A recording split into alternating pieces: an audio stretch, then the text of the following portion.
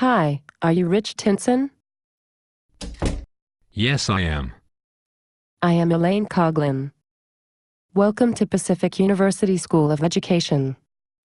Classes are starting today for our one-year Masters of Arts in Teaching program. Your classroom is down the hall.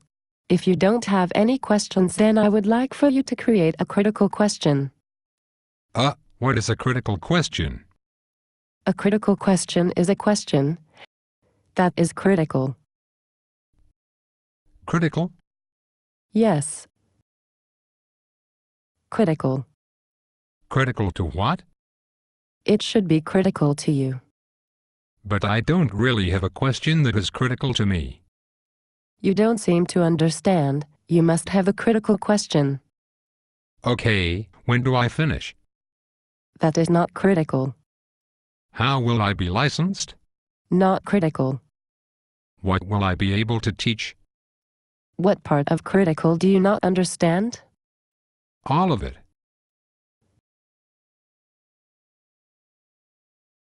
Of course. You cannot understand the importance of the critical question until you research the critical question. It is good to see that you now understand. So what is your critical question? This is going to be a long summer.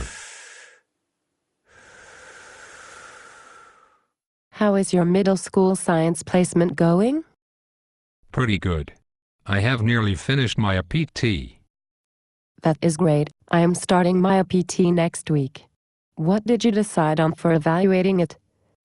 Well, I had to mix my assessments. For my critical question on designing heterogeneous groups, I relied on a lot of qualitative observations.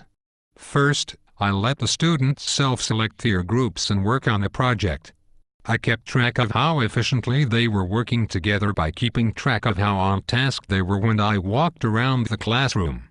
I also evaluated the completed projects from each team. What kind of projects? I chose several small group learning projects that had attainable products. My favorites were posters. They always had the names of all group members on them, and they were easy to compare the quality.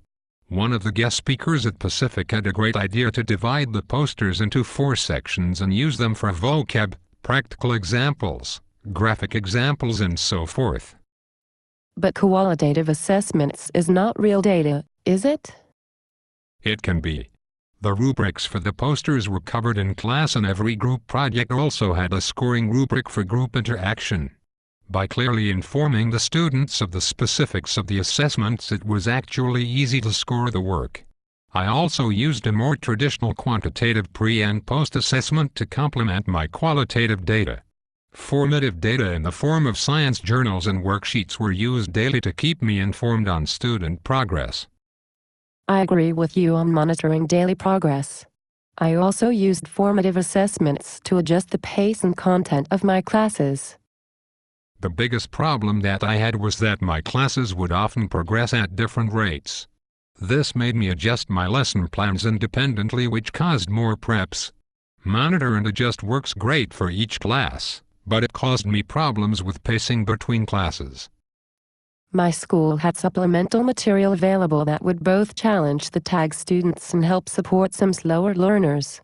I was amazed at all the resources that are available for ESL. I will have to see what is available at my school. Were you able to cover all the material you wanted to? Learning was much slower than I thought it would be for all my classes. Although I covered all the benchmarks at some level, I did not cover them as thoroughly as I would have liked. The Oregon State Benchmarks website that I learned about was very useful. The school also had posters up with the benchmarks on them. Although I was very familiar with the material in the physical sciences, I have much to learn in life science. I think more reading in this area would be good for me. But are life sciences really science at all? The Oregon Department of Education seems to think so. I used their website a lot, especially when I was at school. The school computers also offered access to teacher sites that were very handy. At my school, the computers were useful for showing videos, but other tools were horrible. What do you mean? There's not much available to improve productivity. Even simple things like sending jobs to production copiers could not be done over the network. I know what you mean. Even though we had some training at Pacific on the computerized grade system, I could not believe how bad it was until I used it. Java is not intended for distributed databases and the application was never designed with proficiency grading in mind. I found it very helpful to keep all the records in Excel and just submit summary data. Hey look, there is my mentor teacher. Hello Curly. Oh, what a surprise. I did not know they allowed student teachers in the club. Actually, I have a friend that washes dishes in the kitchen, that gives me more status. That makes sense. Who are you playing tennis with? Jan. The Spanish teacher? Yes. She is so amazing, I learned a lot observing her. Yes, she is legendary. Her ability to change pace and keep the students engaged is amazing. I have seen her use wait time and hand clapping very effectively. She is especially effective connecting with the Latino community in after-school clubs and phoning the families to speak directly with parents.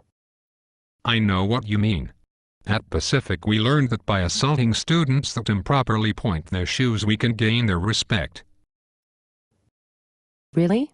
You should try to mix other classroom management strategies also. Of course, I think the best classroom management technique is engaging lesson plans that keep the students interested.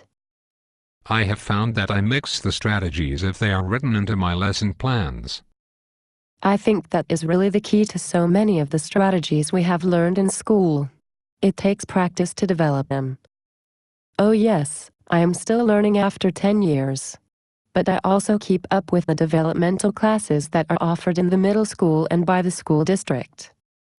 That seems like a great idea. I will check into them. How did that critical question go? I don't know that the topic of the question was as important as the journey. Having a critical question gave me a focal point for developing a research plan and practicing the skills we have learned in the classroom. Wow. You are amazing.